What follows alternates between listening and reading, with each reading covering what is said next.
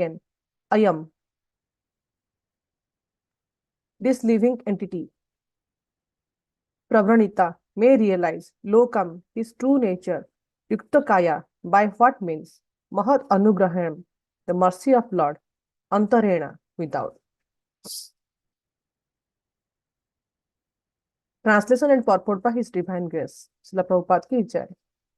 The human soul further prays, the living entity is put under the influence of material nature and continues a hard struggle for existence on the path of repeated birth and death. This conditioned life is due to his forgetfulness of his relationship with the Supreme Person of Godhead. Therefore, without the Lord's mercy, how can he again engage in the transcendental loving service of the Lord? Purport by His Divine Grace. The Mayavadi philosopher said that simply by cultivation of knowledge, by mental speculation, one can be liberated from the condition of material bondage. But here it is said that one is liberated not by knowledge, but by the mercy of Supreme Lord. The knowledge the conditioned soul gains by mental speculation, however powerful it may be, is always too imperfect to approach the absolute truth. It is said that without the mercy of the Supreme Personality of Godhead, one cannot understand him or his actual form, quality, and name. Those who are not in devotional service go on speculating for many thousands of years, but they are still unable to understand the nature of the absolute truth. One can be liberated in the knowledge of the absolute truth simply by the mercy of the Supreme Personality of Godhead. It is clearly said herein that our memory is lost because we are now covered by his material energy. Arguments may be put forward as to why we have been put under the influence of this material energy by the supreme will of the Lord. This is explained in Bhagavad Gita, where the Lord says, I am sitting in everyone's heart, and due to me, one is forgetful or one is alive in the knowledge. The forgetfulness of the conditioned soul is also due to the direction of the Supreme Lord. A living entity misuses his little independence when he wants to lord it over material nature. This misuse of independence, which is called Maya, is always available. Otherwise, there would be no independence. Independence implies that one can use it properly or improperly. It is not static. It is dynamic. Therefore, misuse of independence is the cause of being influenced by Maya.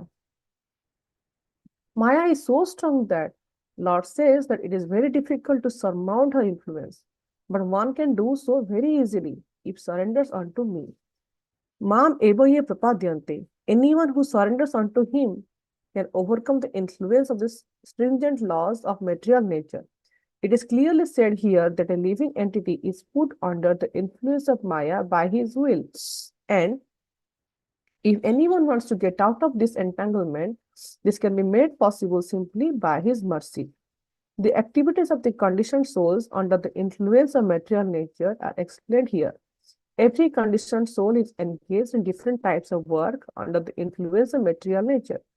We can see in the material world that the conditioned soul acts so powerfully that he is playing wonderfully in creating so-called advancements of material civilization for sense gratification. But actually, his position is to know that he is eternal servant of the Supreme Lord. When he is actually in perfect knowledge, he knows that the Lord is the supreme worshipable object and that the living entity is his eternal servant. Without this knowledge, he engages in material activities that is called ignorance.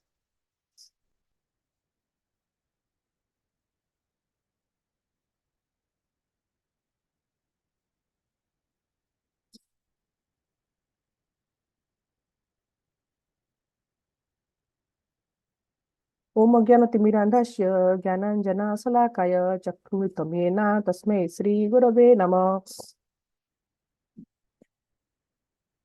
Sri Chaitanya मनोभीष्टं स्थापितं येन भूतले स्वयं रूप कदा मह्यं ददाति स्वपदान्तिकं वन्देऽहं श्रीगुरु श्रीयुतपदकमलं श्रीगुरुवैष्णवंश्च श्रीरूपं सग्रजातं सहगण रघुनाथवितं तं सजीवं साद्वैतं सावधूतं परिजनसहितं कृष्ण चैतन्य देवं श्री राधा कृष्ण पादं सहगण ललिता सविशखान्वितं च हे कृष्ण करुणा सिंधु दीनबंधु जगतपते गोपीश गोपिकांत राधाकांत नमस्तुते तप्त कांचन गौरांगी राधे वृंदावनेश्वरी वृषभानुसुते देवी प्रणमामि हरिप्रिये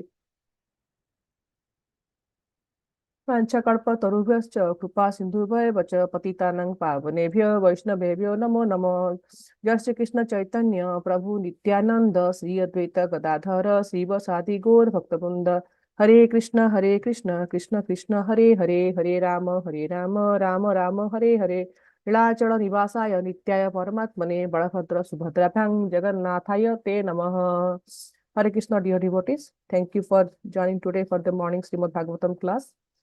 I am also feeling very happy to join after such a long time.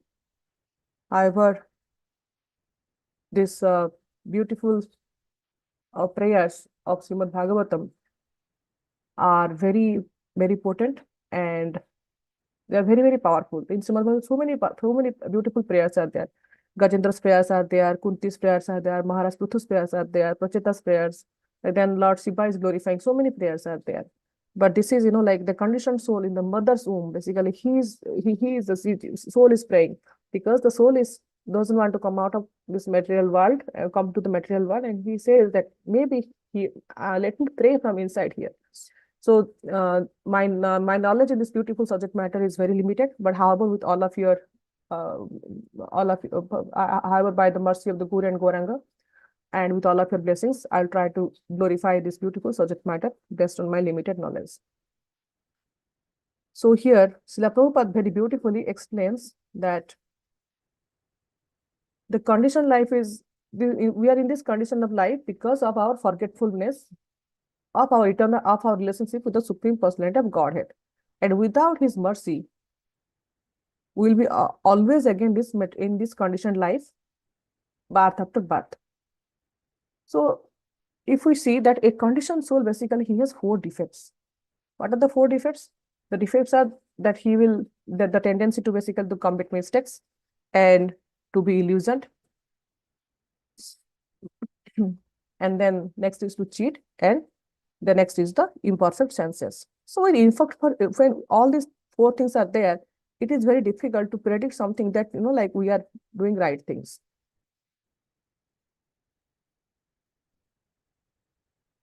So a conditioned soul, basically, he is prone to do mistakes. Like we know that, like there is a beautiful saying that to err is human. So we all do mistakes. Then we are illusioned. We are subject to illusion. Like whatever is shown to us, we see that.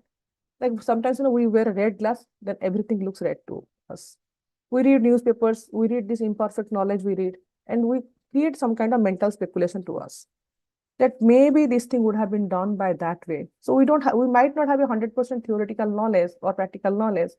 We might not be there, but we see from certain sources, and we think that this is a real source of knowledge, and this is what it is, and we try to spread that knowledge. So that's why, because basically it says that we are basically subject to illusion. Then cheating. So the conditioned soul, like there is a propensity of cheat is there. Like we try to cheat.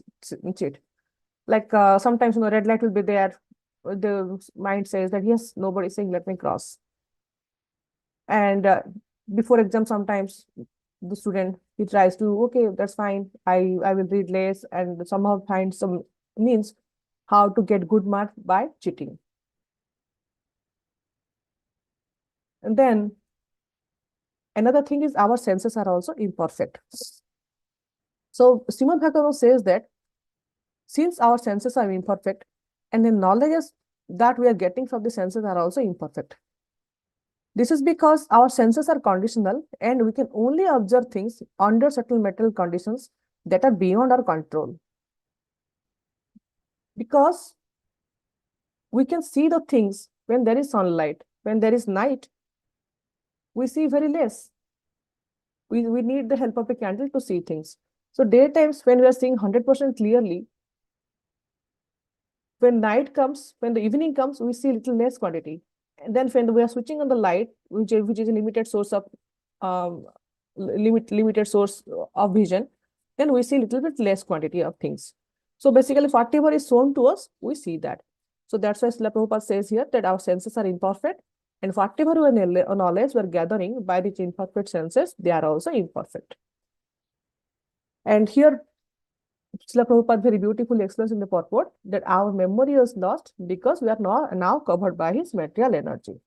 So this conditioned source, basically, it is bound by the three modes, Sattva-guna, Raja-guna, and Tama-guna. And when we're bound by this material, these three modes, our activities also changes according to these modes.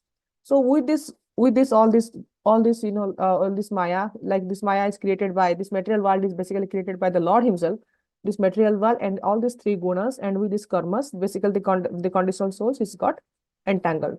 So here it says that Maya Uruguna Karma Nibandhane. That means that because of the Maya, Guna, and Karma, we, the conditioned soul, are in the samsara. And what are we doing? We are doing extremely hard labor. Like we all are working like day and night. What for what? For some extra kind of pleasure, extra kind of sense gratification. In the other way, Prabhupada always does sense gratification. Basically, we need that extra comfort. For that extra comfort, what we do? We work so hard. Early morning, we get up, and before in the weekend itself, we plan. Like weekend is given to us, like so that we will, plan something nicely. We'll meditate on Krishna. But instead, what we do? We try to think, okay, next 5 days, this is what I'm going to do, and this is how I'm going to office, and this is how I'm going to do, I'm going to eat, and this is the, and here in this place, basically there is so many nice fun activities going on. I must attend that. So our plan is, our mind is not only our body, physically we're active, and mentally also we are very active. That this is how I'm going to enjoy. This is how basically I'm going to entertain my senses. Like we have 5 senses. We always think, how to eat nicely, how to hear nice mundane music, and how to see different good things. Sometimes, and with this also we are not satisfied. What we do then? We think that how to talk something nonsense and how to see something nonsense, so that our senses are going to get some pleasure and some kind of activities going on. So by doing that, what we do, what Prabhupada is saying here in this verse, and that, like because of that, we are in the repeated pain. Repeated pain because what? Repeated pain because since we are constantly in this entangled, in this Maya, Guna, and Karma, in this entanglement, we are in the pain. Like in whoever in this material world, if we ask anybody, are you happy? Everybody will say that, though they say yes, externally we are happy, but definitely internally they are not 100% happy. There is some kind of pain is there.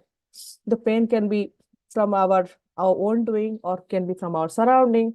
So in this material world also, there is pain is there. However rich person is there, however poor person is there is some kind of pain is there, because they are all entangled by this karma and guna bandhana cycle. So Prabhupada is here, he is explaining Kapila Muni's sentences, that there is repeated pain is there, and repeated pain basically is because of the srama unnecessarily we are doing it. So what is the cause of the pain? The cause of the pain is nashta smriti. What nashta smriti means? Loss of memory. Sometimes, a student will be studying for the exam. All of a sudden, what happened? He will forget that my exam is nearby. So he tried to get entertained with so many other activities. He tried to, he tries to spend some more time in the iPhone, or he tried to see a movie or something like that. And by that, what happens? He wastes his time.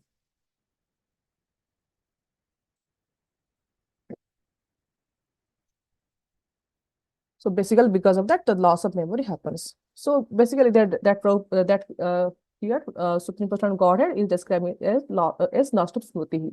So what is the cause? What is the cause? The cause is basically the loss of memory. And what are we forgetting? We are forgetting that we all are part and parcel of Krishna. In Chaitanya Charitamrita, Chaitanya Mahaprabhu says that Jivera Swarupa hai Krishna Nitya Das. And when the conditioned soul forgets that he is part and parcel of Krishna, and he is eternal servant of Krishna, what he does? He tries to enjoy instead of he becoming a servant of Krishna. Basically, what is the role of a servant? The role of a servant is always to think that this is the time a master is coming. When my master is coming, my house will be neat and clean, and I'm going to provide this nice meal for my master so that my master will be happy. When he is going out, we see a driver basically opens the door for the master. Basically, the goal is how to keep the master always happy. But when the employee thinks that no, my master is nowhere, basically I am the master. What he does? he basically tries to enjoy things. So instead of he serving the master, he expects that everybody should serve him, and he is the proprietor of everything. He is the proprietor of the house, he is the proprietor of the car. But in reality, it is not like that. So Chaitanya Mahaprabhu always says that Jibira Surupa hai Krishna Natyadas. And when we forget that, what we do? We try to load our things. In that way, basically what happens? All these anarthas will start. Now here, very beautifully in the sloka, it says that how not to forget. Our Srila Prabhupada very nicely explained in this verse that we won't forget by Lord's mercy. By Lord's mercy, what we will do? We will gain this smriti. Now this Maya is basically very, very strong.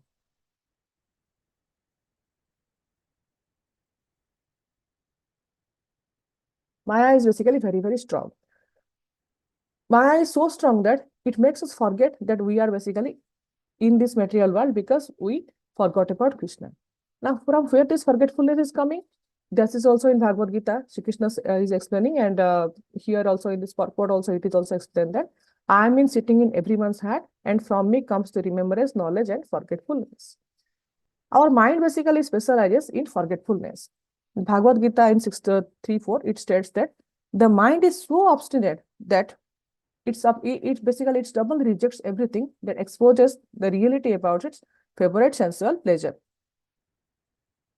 Like as we discussed before in this example, that that we all want to enjoy.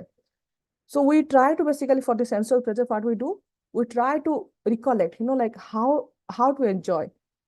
The mind basically subtly, very swiftly, it swifts our focus to that kind of seductive appearance.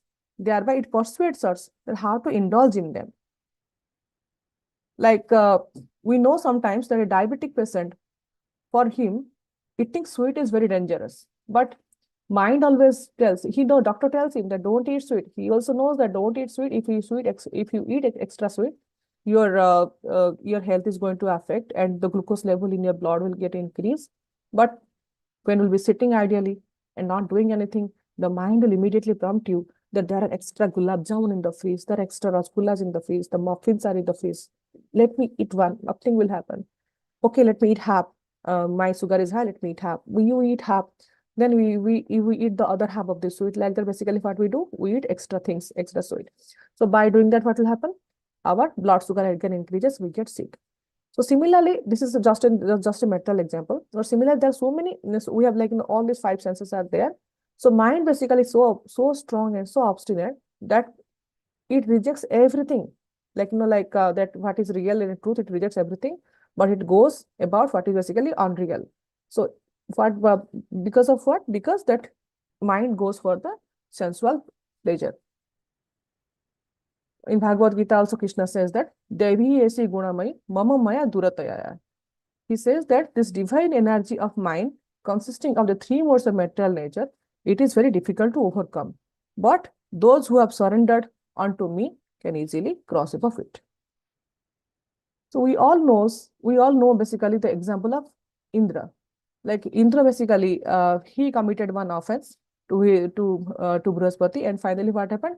He turned into become a hog. So when Indra was basically he was a hog. He was enjoying with the hog's empire. He became basically king of the hog. Earlier, Indra basically he was the king of the demigod in the heaven. He was enjoying in Alakapuri, and he was representing the demigods. But now he has become a hog. So when he is becoming a hog, Indra is basically having his entire empire. He is having a queen. He is having a daughter. He is having so many sons and daughters and grandkids, and he is happily sitting over there and doing his activities. Seeing this situation, Brahma became very compassionate, and he came to Earth and addressed that, my dear sir, you have become a hog on this planet Earth, and I have come to remind you that you have to come back with me at once, and I want to deliver you. But Indra, in the form of her, replied that I cannot go with you. I have so many responsibilities. My kids are there, my wife is there, and I have the nice society. I am the king over here. If I go, my wife will cry, my kids will cry. See how my grandkids are coming and hugging me. If I leave them, who is going to take care of them? I have this entire society of hogs are there. I am the king over here. There are so many departments up there. I have to dispute their conflicts, and so many things are there. I basically, if I leave, what will happen? And I'm happy over here. I really don't want to go back. So even though Brahma promised to take him back to heaven, Indra in the form of a hawk, basically he refused. This is called forgetfulness. Similarly, Lord Krishna comes and says to us that what are you doing in this material world? Sarvadharma paritejya mamekam saranam braja. But what we do? We keep on, forgetting it. Not and later on what happened? Krishna says in Bhagavad Gita, the Sarvadharma paritejya mamekam saranam braja. But still we did not surrender unto him. Finally, what happened? Finally, Chaitanya Mahaprabhu came. Krishna came in the form of Chaitanya Mahaprabhu. And what he did? He tried to preach to us by giving us Nama Sankirtana, and he went village to village just to tell us that yes, Krishna is Supreme Personality of Godhead, and we all are part and parcel of Krishna. And we should always surrender our life to Krishna. We should basically think that Krishna is our master and we are his servant, and we should act accordingly. Now, at the end of this, at the end of the purport, Prabhupada very beautifully talks about what is perfect knowledge and what is ignorance. Basically, when we are in ignorance, right, we don't see things clearly. When we are in perfect knowledge, we see everything clearly. When Jiva knows that the Lord is Supreme Personality of Godhead and he is a supremely worshipable object, and the conditioned soul is basically his eternal servant, that means he is situated in the perfect knowledge. And what is ignorance? Basically, ignorance is like when Jiva doesn't have this kind of knowledge that yes, Krishna is Supreme Personality of Godhead and I am his servant. Instead, he thinks that I am going to lord over it and I am going to enjoy it. Basically, that is ignorance. Like when the things are not mine, we try to claim that things are mine. Then that time what happens? All the kind of commotion starts. You can imagine, like, we are in a rental apartment. In the rental apartment, we see that when the lease is there, we move to a different apartment. But staying in the rental apartment, if we claim that this apartment belongs to me and I am going to do everything over here, like there will be boundaries are there, we cross the boundaries, we plant a rose, even if it is beautiful, and the management people will come and remove it and throw it outside because we are crossing the boundary. So when we are in a rental accommodation, we go by the rules and regulations by realizing that this doesn't belong to me and I am a temporarily occupant here. So similarly, with this kind of, like when our knowledge is in a similar way that we are in this material world, our real house is Supreme Personality's abode, and we should act in such a way that we are not going to come back to this material world again and again and not doing additional activities or extra sramas over here and to get tired and like again come back to this material world. Instead, what we should do? We should attempt how to go back to Godhead. So if we do that, then our life will be perfect. So so in the next later on when we go in the fourth canto, we will see there is beautiful prayers of Maharaj Prithu is there. So Maharaj Prithu very beautifully says that our knowledge are imperfect, and but if we try to get the mercy, we cannot get the mercy. We need Lord's mercy to remember him, but that will definitely come from an individual basically who is transcendentally situated and whose senses are basically perfect. Like in imperfect senses, we cannot see things clearly. So we need something perfect so that we will think clearly. Like in sunlight, we see everything clear. So Maharaj Prithu says that Supreme Personality of Godhead, basically, he is glorified by the selected verses in Srimad Bhagavatam by saintly persons or great personalities. This kind of glorification of his lotus feet is just like the saffron particles. When these transcendental vibrations from these saintly souls carry basically the aroma of the saffron dust from the Lord's lotus feet and enters into our ear hole, basically they create vibration in the ear hole. And when we hear that, we immediately basically remember our relationship with Supreme Person of Godhead.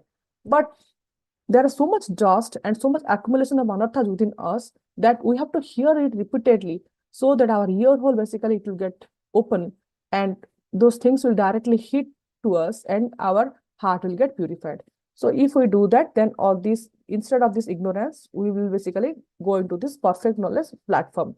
In that case, things will be very, very clear to us, and we will realize that we are basically servant of Supreme Person of Godhead. And as in the verse, it says that we will come out of this repeated cycle of birth and death. So instead of being forgetful, we will be always remember that because of Lord's mercy, we are able to remember Him. And we'll be always engaged in transcendental service of Lord. So with this, would like to end today's discussion. Srila Prabhupada ki jai, Srimad Bhagavatam ki jai, Hari Bol.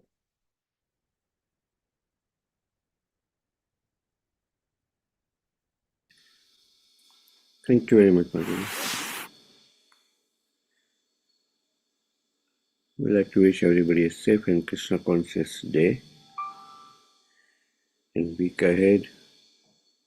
We'd like to offer our prayers to the Supreme Lord by chanting Hare Krishna, Krishna Krishna, Hare Hare, Hare Rama, Rama, Hare Hare, Hare Krishna, Krishna Krishna, Hare Hare, Hare Rama, Rama, Hare Hare, Hare Krishna, Krishna Krishna, Hare Hare, Hare Rama, Rama, Hare Hare. Shri Nrsingo, Jai Nrsingo, Jai Nrsingo, Praladesha, Jaya Padma Mukha Padma Bringam, Ugravira Mahavishnu, Jwalantam Sarvatamukam, Nrsingham, Vishnam, Badram, Mityam, Namiham. Nrsinga Bhagwan ki jai, Prahlad Maharaj ki jai. Let's offer our humble obeisances to all the Assembled Vaishnavas, Vanchakalpatarubhaya, Kripa Sindhu, Bhaya Vacha, Patitanam Pavane Bhaya Vaishnaveshya Namo Namaha, Vaishnavinda ki jai, Granthi Srimad Bhagavatam ki jai, Srila Prabhupada ki jai, Gaur Premanande, Hari Hari. Hari Bol. Thank you, Prince Ravi Mataji. Thank you, everybody. Hari Bol. Thank you, Mataji. Hare Krishna. Thank you, Mataji. Hare Krishna. Thank you, Mataji. Hare